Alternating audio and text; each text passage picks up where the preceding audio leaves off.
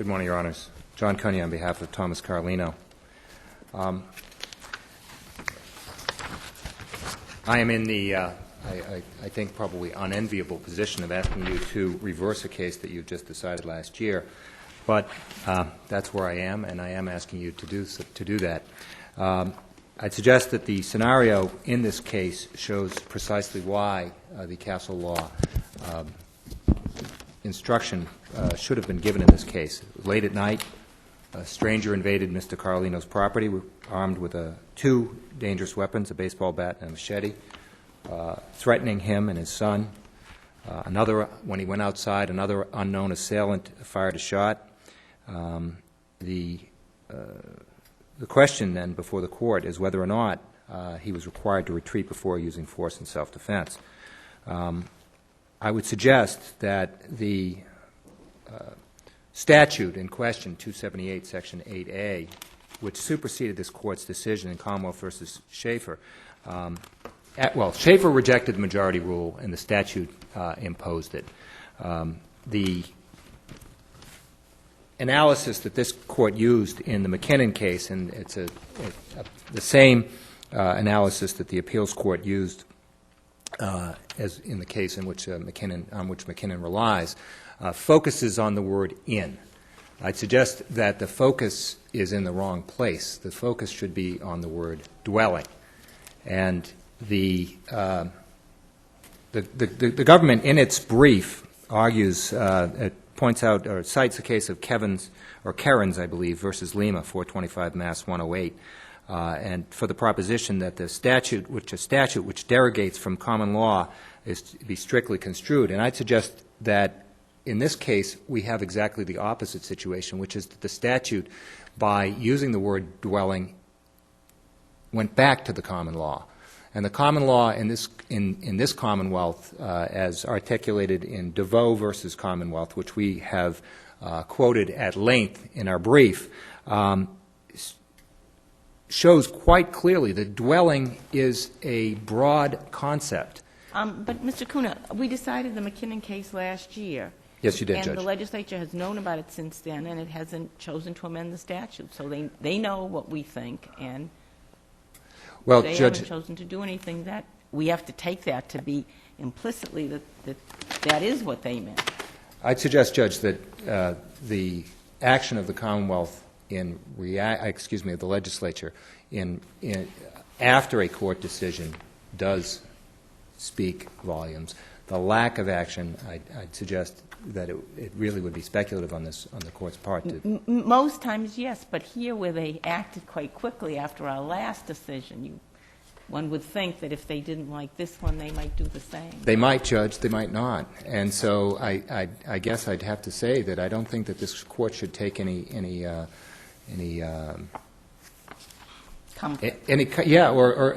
message from the lack of action by the legislature. I don't know. I did not look at the McKinnon briefs, Judge, but there is nothing in the decision, and there's certainly nothing in the earlier appeals court decision, which in any way indicates that that this court was directed towards the common law definition of dwelling. Now, one of the things that we've pointed out to the court is that... Was McKinnon the case where it was on the steps? Yeah. On the porch, yes, Your Honor. I can pretty well, I think, I can almost stipulate, I'm not going to quite do that the common law definition was not raised in those briefs. I mean, we can check that. Well, then I feel I'll take a little comfort in that, Judge, because I'm asking you to consider the common law. No, I understand that, but I think because I remember the case quite well. Yes, that's I may be wrong. That's the case where there was a dispute at a party. Yeah. And now, one of the things that we've pointed out in our reply brief is that in the case of Commonwealth versus Goldoff, the appeals court explicitly notes that the word dwelling can have a different meaning in different statutes. And we'd suggest to the court that really raises serious due process concerns.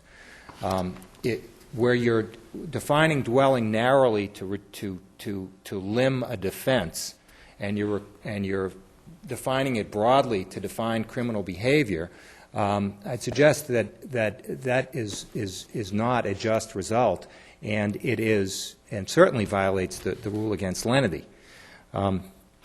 The other thing to consider, and is that, and I think Goldoff provides some evidence of this as well. Chapter 266, Section 14, which was the statute at issue in the Goldoff case, dealt with a dwelling house. And that dwelling house, I'd suggest to you, shows that the legislature, and this is not something we've briefed, but it shows that the legislature understands the distinction between a dwelling house, which is clearly references a structure, and a dwelling, which is the language of 278, Section 8A. That is the type of legislative distinction that I suggest that is necessary for this Court to consider. The test always in this Court was whether or not the property was under the exclusive control of the owner. And the evidence in this case is absolutely clear that the driveway, the yard, including the bushes where from which a shot was fired, were under the exclusive control of Mr. Carlino. And I'd suggest that, again, the circumstances of this case show precisely why the statute should have been allowed. Mr. Carlino, when he came outside, the potential assailant was there. He was threatening. Mr. Carlino's son was there. The testimony from Mr. Carlino was that in fact there was physical altercation already between the son and Mr. Carlino. Excuse me, between the son and the eventual decedent. These are all circumstances under which it would have been appropriate for the Castle Law statute to have been utilized. Now, I understand that this Court, in its first opinion in Mr. Carlino's case, the first in Carlino 1, if you will, said that this was not going to be an issue in the second case. However, there was a specific request by Mr. Carlino himself for the instruction. And I'd suggest that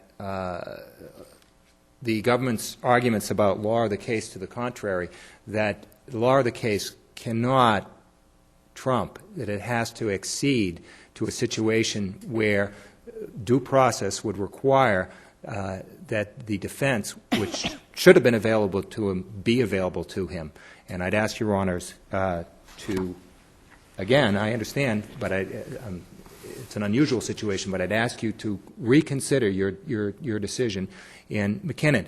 As we pointed out in our brief, all of the cases... Just been asked to reconsider our decisions 4 times about the McKinnon fact. So. I think that my case is a particularly compelling one, Judge. No, I think the basis is that the argument that you're making wasn't made before. That's correct, Judge. That's correct. So you've got at least the arguments in some of the others have been made directly on point for the same purpose. And Judge, with respect to the underlying case, the case that this Court cited in McKinnon, I believe there were 4 cases that were relied upon. And we have an analysis, and I'll rely on my brief for the analysis. For each of the 4 cases, did not, in fact, provide support for the opinion that was rendered by the appeals court in was it Bennett? Is that in the Bennett case.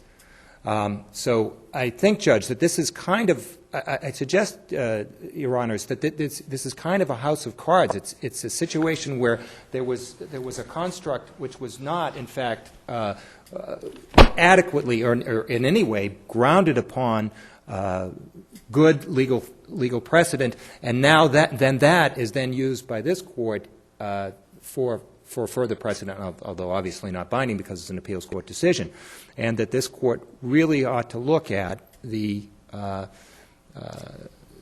underlying premises of the statute and the fact that dwelling itself is not confined in the common law to a structure, and in fact is specifically broader than the notion of a dwelling house if we are to take house as being a physical structure. We still have this position In. not on, and I think that's part of the problem. But you are in the curtilage, Judge. You're in the. But how do you what are the boundaries of the curtilage? The curtilage. Wait, just I'm sorry. Let me add a little to the question. In a lot of the other the laws or areas where we've talked about the dwelling as including the curtilage, those situations don't involve the use of dangerous weapons or deadly force. Now we do.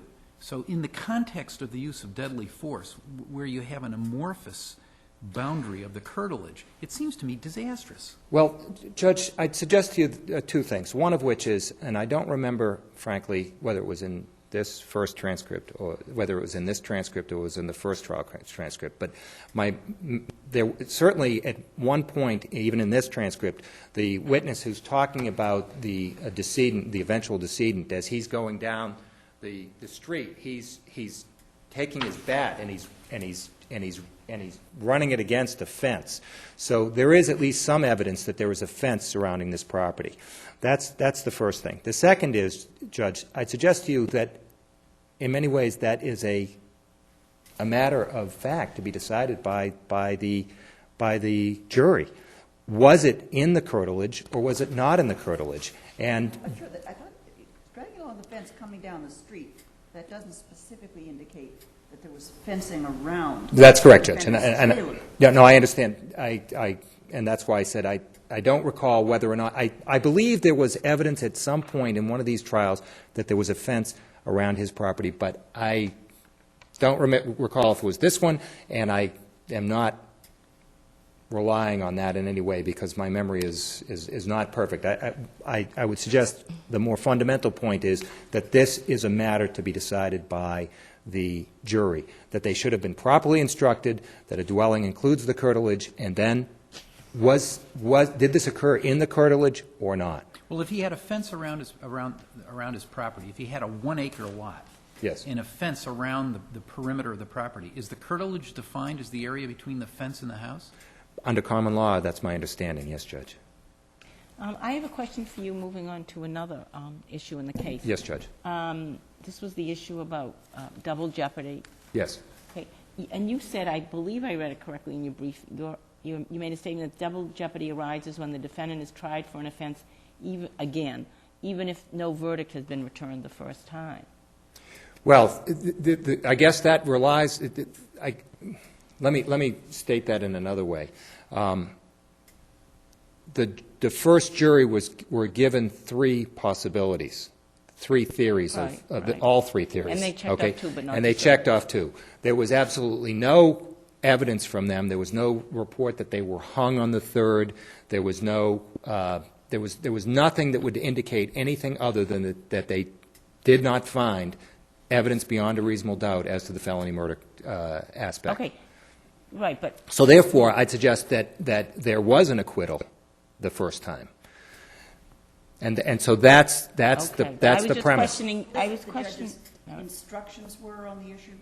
Pardon me, Your Honor? Doesn't that depend on how explicit the judge's instructions on the issue were, i.e., what to do with these multiple alternatives? Check off all that you agree to unanimously could well have meant, well, on felony murder, we're not unanimous, so we just don't check it. It could very well be, but the judge also told them to. I mean, as the judge would tell them in any case, that if you cannot reach a verdict, you have to you have to let us know. It has to be unanimous. Have reached a verdict. You've checked well, guilty. There's certainly, Judge, there was nothing on the. They couldn't check guilty on two theories and then not guilty to indicate the. It seems to me if you want us to treat this as double jeopardy, we're going to need to change the way the verdict slip itself looks so that there's a guilty, not guilty on murder one, and then for each theory, guilty, not guilty, guilty, not guilty. So we know absolutely that the jury has, in fact, considered all three and has reached a unanimous decision on each of all the three. Well, certainly as a matter of jurisprudence, I think that makes a lot of sense. But I don't think it's fatal. Pardon me, Your Honor? We don't have anything. No, we do not have anything on that. But didn't the judge instruct the jury that every time, or for each of the theories for which the Commonwealth has proved guilt beyond a reasonable doubt, they should put a check? Judge, I don't believe that we looked at the instructions for the first trial. I would assume, having tried a number of first-degree murder cases, that's the usual instruction. So I would assume that it would be that. But some time ago, and I must say, from my own experience, even when you are very explicit with that instruction, juries sometimes come back and ask about it because it doesn't make a lot of sense to them.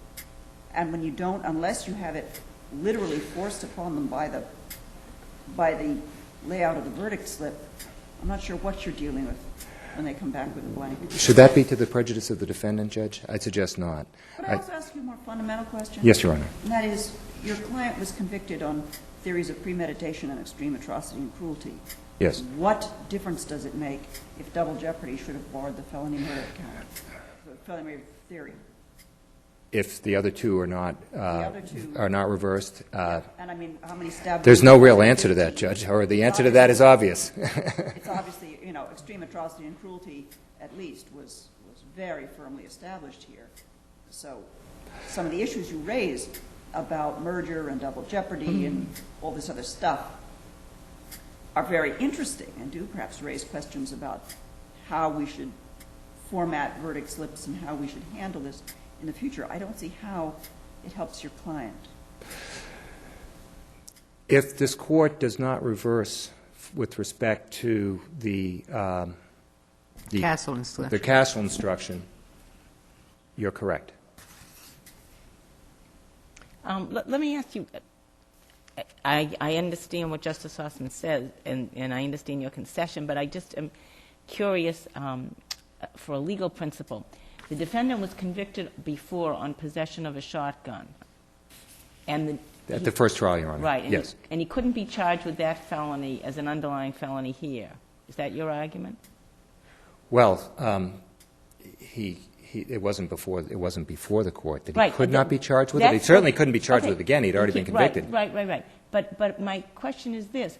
Just like you can be indicted for felony murder based on an armed robbery as the underlying felony, and not be indicted for armed robbery. There's nothing wrong with that. Okay. Do I understand, Your Honor, to be saying that I could be charged with armed robbery, but not necessarily with possession of the firearm? No. You could be charged with Felony first-degree murder, felony murder. Right. But Without being charged with the armed robbery. Without being charged with the underlying armed robbery. That's correct. So why couldn't he here be retried for felony murder with unlawful possession as the underlying felony, even though he wasn't on trial now for unlawful possession of the shotgun? Well, I mean, I think that to some extent that goes to the merger problem, and where the... Then you've got a Gunther problem. Pardon me? Then do you have a Gunther problem? No, you don't have a Gunther No, problem. but if I'm in illegal possession of a firearm, I mean, or in illegal possession of any... It's an instrumentality of the crime. And so I think that goes directly to the merger issue. That here they're saying you killed somebody using a shotgun and a knife, and the government's notion that somehow these are two separate incidents, I find difficult to understand. Well, aren't people commonly convicted both of murder? Yes. And also possession of a dangerous weapon? Yes, Judge, but that doesn't mean that it can form the basis of a felony murder theory. It's not, the question is not whether you can be charged with both of them, but whether or not the use of whether the possession offense forms the life felony that's the prerequisite for the felony murder conviction. I mean, the possession of the handgun is not a good example because that's not a life felony, but that's the issue, is whether or not the instrumentality of the killing itself can independently form a basis for a felony murder. I see your time's almost up, but I did also want to hear your response. Getting back to the double jeopardy, the Commonwealth argues in its brief that this was waived because it wasn't raised prior to the impanelment, and cites some law for the proposition that claims of double jeopardy must be raised prior to impanelment, and this wasn't raised till the charge conference. What's your response to that? I do not quite comprehend, and this is another concession, the distinction between 33E review as an overall broad power of the court as opposed to allowing a specific argument. So If there is a distinction there, certainly under 33E, this Court would have that authority. And I know my time is either up or about to be up, but I would like to point out that and I haven't had the opportunity to discuss the 33E issues here, but I'd suggest that they're very powerful in this case. And if this Court does not reverse the McKinnon case and send this case back, I would ask you to consider reducing. Your Honor says that the injuries showed extreme atrocity, cruelty. That is certainly what the jury said, and we don't argue that there's insufficiency of the evidence. On the other hand, it's a spontaneous matter. There are a number of factors here, and one that we did not put in our brief, and I don't know why, was the fact that he was, in fact, intoxicated. Now, he said that he had had a lot of wine. Some of the police officers didn't. I might point out in Carlino 1, this Court specifically notes in its recitation of the facts that Carlino was intoxicated. So you have, in our view, you've got an intoxicated man who's attacked on who's confronted on his property with dangerous weapons. There is an overreaction. There is the death of the putative assailant. There are a number of factors here, others which we've laid out in our brief, which I'd suggest and also by a then 62-year-old man, by a 26-year-old man, that there are a number of factors here that we would ask this Court to consider with respect to potential 33E relief. Thank you. Thank you, Mr. Cunha. Ms. Huddleston. Good morning, Your Honors. I'm Catherine Huddleston for the Commonwealth, and with me is Assistant District Attorney Tara Blackman. I believe you can decide both of the major issues in this case very simply, if you wish. On the Castle Law claim, this Court has already ruled against the defendant on this issue. Is there a reason you didn't cite that in your principal brief? I think the case was decided before you submitted it. It was. And I submitted the brief, and 2 weeks later you came out with McKinnon. And a lot of paper could have been saved. And you didn't think, I kept reading it and saying, I'm sure we decided this. At the time of the brief, all you had was Peliquin, if I'm pronouncing that But you didn't correct. send us a letter either. Well, he had cited it, so Okay, I all thought right. it's before the Court. That's why I didn't Right, send a letter, okay. because the defense had already raised it in their supplemental brief that you allowed. I would point out that the defendant did raise the issue of common law definitions of dwelling in his first appeal, and I had reproduced in the supplemental appendix to the end of the Commonwealth's brief the actual argument from that first direct appeal. It goes from SA 6 through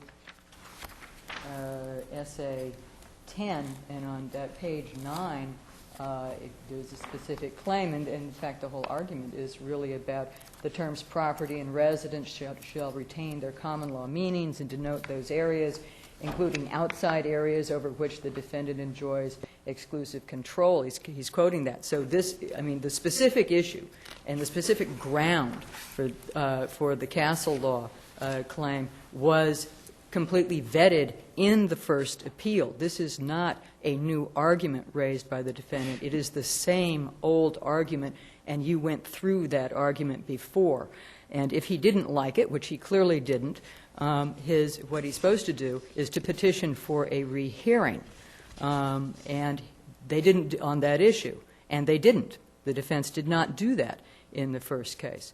And that is why, we do have rules about how you proceed with these things. And the law of the case is not just mere verbiage. It's a powerful law. The trial judge was certainly bound by this Court's ruling in Carlino 1. But what I'm saying is you can take some comfort that it was not, as counsel wishes to present it, some kind of stack of cards, and this is an argument that you didn't have before. You had precisely this argument before you in Carlino 1. Well, I think counsel was talking about McKinnon. Was it raised to McKinnon? So. Oh, then I misunderstood. But, Yeah. This common law, what does the common law say about dwelling? How shall we interpret it in this statute, and shall we do it expansively? Because, according to the defendant, there's this very expansive definition about dwelling that shall not be changed at all for this statute.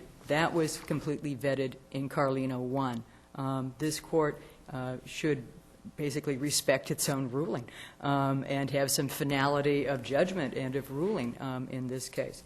In addition, and I don't want to plow through, as I say, this case, I submitted this brief before McKinnon, and I try and sort of recreate the common law wheel as to why we do have the interpretation that this court has given, and it's a good interpretation, and it is a narrower interpretation, and it is not. It does not include outside. And when McKinnon came down 2 weeks after the Commonwealth's brief was filed, that only strengthened the Commonwealth case. McKinnon says that the Castle law is not to apply to open areas, even open areas like porches and stairs, which are at least attached to and part of the defendant's home. In this case, Mr. Carlino shot and stabbed George Estrella near the end of his driveway, close to a public street. And I would submit his 90-foot-long driveway was not an enclosed area. It was an open one. And clearly the Castle law does not apply to it. And clearly the defendant loses this argument again. If there are no further questions on the Castle law, I will turn to the second one. Now, I believe that on the double jeopardy issue about the felony murder, I think if you wish to do so, you can also decide the felony murder issue very simply in the Commonwealth's favor by asking, in essence, what Justice Stozeman asked, which is, so what? So if we do that, or what would your position be if we were to advise judges to tell jurors to mark the boxes on each theory, even if they're hung on that theory? Well, you had to change the whole form, correct? There was no way to do that on this form. Yes, there were 3 boxes, right? No, but it says guilty, not guilty, and then under the guilty of murder, if you look at Essay 5, your Essay 5, it says... I beg your pardon. It doesn't say guilty, not guilty of deliberate premeditated, of extreme atrocity of murder. It just says guilty, murder, guilty, not guilty, murder, and then you drop down. It's on page 5. I think it's helpful to, I put the table I'm of... suggesting that they just be instructed that the form be the same. The form, I don't think, is uniform from my experience, but unless things have changed. But in any event, with a form such as this, that they just be instructed to check or not to check each of the boxes and one way or another. Well, that's what was done in Carlino 2. You can't, there isn't, am I looking at 1 or 2? I'm looking at 1. If you look at Yeah, the this table is of contents to this record appendix is on Little Roman numeral 3, and you sort of have to follow that to know what we're looking at. But the one-box verdict slip was Carlino 1. That's back in 1995. And that is SA 5. Yeah. All right. And the trial judge, the prosecutor, and the trial attorney in Carlino 2 are discussing this issue again and again and again throughout Carlino 2, and they are trying to find cases about this. And none of the cases really dig into what's the form of the verdict slip, and that was their problem. But my question is to you, what would be, do you see any harm to either side if we tell judges to write out the verdict slip, which they do in each case? Each case has a verdict slip written out by the clerk. Guilty, not guilty of murder, and then if it is guilty, check off the box for each theory, either guilty or not guilty. And I guess my underlying question would be to that, how often does reversal happen and then the Commonwealth is precluded from retrying on a theory because the jury didn't mark that box? Does that come up? Yes. It comes so up. Then the answer to your precluded. Well, the answer to the first part of your question is that no, there's no objection to having what I'm calling the 2-box verdict slip, and that's what the trial judge in Carlino 2 did use. That's SA 42. Right. Okay. And there, what she used was, you see, murder by deliberately premeditated malice of forethought, not guilty, guilty. And with each of she has all 3 of the first-degree murder theories, and she has a little parentheses or colored box, not guilty, guilty. And so that way you know. So no, we don't have any objection to that. Check either here when it came to. They check guilty, guilty, guilty. Oh, I'm sorry, on the first. On the second one. I'm very sorry, it is, whether we're talking about. Ms. Huddleston, let me tell you one of the concerns that I may have here. Yes.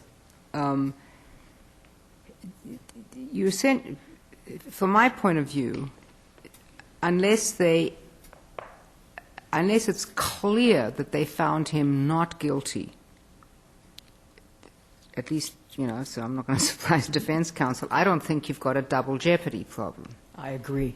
And my concern about deliberate premeditated, extreme atrocity and cruelty and felony, and doing it the way I understand why she did it this way, the 42, is that quite often, it seems to me, the evidence with respect to the deliberate premeditation and the extreme atrocity is the same evidence. These juries spend a long time doing this. And if they've concluded that he's guilty, and what you will sometimes find is it's not pre-med, but it is extreme atrocity, it is pre-med, it's not extreme atrocity, and then sometimes in this case you get the two. What you then have to go to consider, I mean, we're really saying to the jury, you must consider every alternative theory. And I don't know what in our jurisprudence says you absolutely have to consider every alternative theory. The jury may say, look, we've decided on deliberate premeditation. They may even say we've decided on extreme atrocity and cruelty. I don't have to spend another 2 or 3 or 4 days here because the felony murder thing might be quite complicated. And unless they tell me he's not guilty on that. So maybe what you do is you have a box that says guilty, not guilty, the same box, but then you have to have an instruction that says if you've reached a verdict on one theory, you don't have to go to the other theories. And I don't think the Commonwealth is going to want that. Well, I think that is our current jurisprudence in terms of a typical jury instruction, and Carlino 1 had that typical jury instruction, was you've got 3 theories. One of them is enough to convict him, but you have to be unanimous on it, and please let us know which one that is. Correct. And that's what you want. And I'm not asking that be changed. Well, but many judges do it differently now, not because they are required to, but because we have suggested that it is useful on appeal to know what they have done on an alternative theory if there turns out to be some defect in one of the other theories on which they have found guilt. We've asked this for purposes of convenience, yes, as it were, on appeal, yes, both for the Commonwealth and for the court and for the defendant. But we haven't, seems to me, turned it into a legal requirement or something on which you could hang double jeopardy. No, but I think what you have erroneously done with it is what the footnote, with all due respect, in Crawford does. And you have said that a blank, an unmarked first-degree murder theory is a rejection. And if you look, and I did dig, and I brought you the copy, you can't tell, in fact. The Crawford verdict slip is the one-box verdict slip, and my argument is that you really need to look at it, and I'm urging you to look at this issue even though you don't have to, because the so what question about so what if this felony murder theory was submitted to Carlino's second jury, the answer to that question is there was no harm to the defendant in the case because of the strength and the vitality of the conviction on the other 2 theories. So despite the fact that you don't have to reach it, I'm asking you to reach it because I think it is an issue that is going to come up and has come up with some regularity. The basic fact pattern of submitting several theories of first-degree murder but having convictions come back on less than the number submitted, that is common. Now, hopefully reversal isn't common, but it does happen. And when we have these situations, and I've cited 3 cases, Crawford and Pasquale, what this Court has done so far is to say, you, the Commonwealth, on retrial, are prohibited from resubmitting the unused theory. And my point is, I think that is in error. I So don't think you'll it is have- constitutionally compelled. I don't think it comes out of the common law rules that you have submitted. And I think that needs to be You're asking us changed. either to change that footnote in Crawford, and Right. what you're saying is, the answer to my question is, yes, it comes up often enough that there is reversal on appeal, and the Commonwealth is then precluded from retrying on one of the theories because the jury didn't mark that box. Yes, and I give you 3 cases where that's Okay. precisely what happened. And, you know, I it's- assume that what you want to have is, in fact, 3 boxes. Oh, undecided, maybe? Or Well, it didn't reach it. yes, I think that would be fine.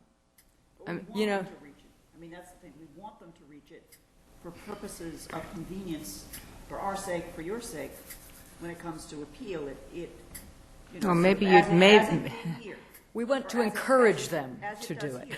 The fact that they didn't just rely on felony murder, but did go ahead and check off 2 other theories, has a big impact on the extent to which we need to consider the arguments that go only to felony murder. Correct. That's exactly why we like to know, what did you think? Do you have a unanimous vote on more than just one theory? Right. I think I have to say, I have some, I mean, I understand Justice Sussman's point, but as between deliberate premeditation and extreme atrocity, I can understand that, because the evidence is, as I say, the same. I mean, these juries serve very seriously for a very long period of time, and it's, you know, if they've reached unanimity on 2 theories and simply don't want to go to the 3rd one, it seems to me that that's not an entirely unreasonable thing for a jury to conclude. We may want them to, but it's not necessary to find the defendant guilty. And I might be concerned that they would just say, fine, I'm not guilty, I don't want to talk about this. I would, if I may, Tell them to consider them all. That's the problem. You presently tell them to consider them all. Don't always give them a verdict slip in a form that makes it clear whether they have done that or understood it that way. well, I wouldn't ask them that they would have to come to a unanimous decision. Well, that's although- what Justice Sussman is suggesting. Or If maybe they it's don't something do a little that- less. Otherwise, you're going to have, and the trial prosecutor, I think, very thoughtfully brought up this problem. Are you going to have Tui Rodriguez dynamite charges over the one theory Correct. that's really tough, and drag out the trial? Correct. On and on. I think it does help, however, to Well, and have this. Oh, go ahead. sometimes it saves the appeal, because there may be insufficient evidence on the theory for which they returned a guilty verdict.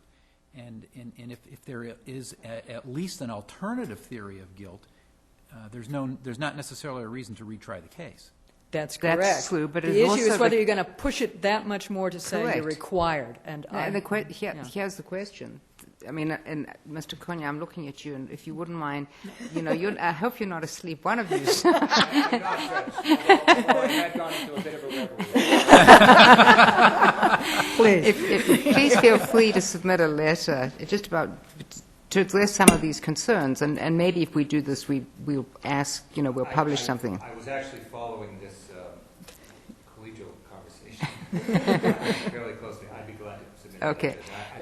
I was starting to think about the issues, and that was the reverie where I was at. Sure, because one of the concerns obviously is there's the Tui Rodriguez problem, but there's also the jury says, you know, we've done deliberate pre-med, we've done extreme atrocity and cruelty, you know, let's say 9 out of the 10, you know, really don't want to, you know, 3 people think it's also a felony murder, but they're 2 or 3 people, and they say, well, fine, we'll just find them not guilty. If we've got to do it, we'll find them not guilty because we're not going to argue this out. I mean, that's an equally possible and probable outcome. Because the other tension Well- could be that they think otherwise, that because they're required to do it, they might think that there's some difference is going to flow from how many Sure. they find him guilty on.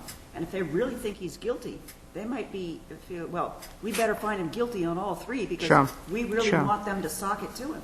You know, So you want careful I'm instructions. a little, I mean, there's a lot of So maybe things we going just, on here. Yeah. maybe we just, At least change that footnote. did I Because write hope- Crawford? I hope that we've Did I like, persuaded you. did I like Clawford? You did.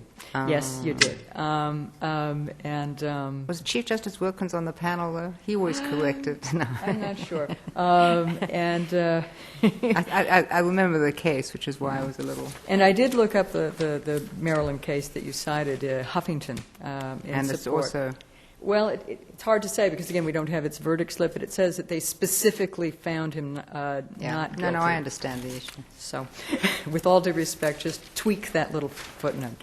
I'll rest on my brief. Again, the issues of leniency on 33E, again, those were the same ones raised in Carlino 1 and rejected.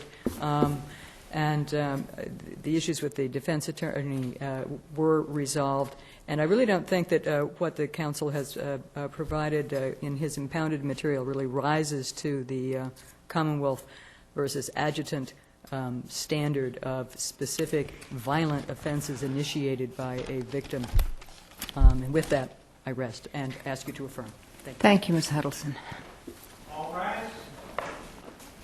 Hear ye,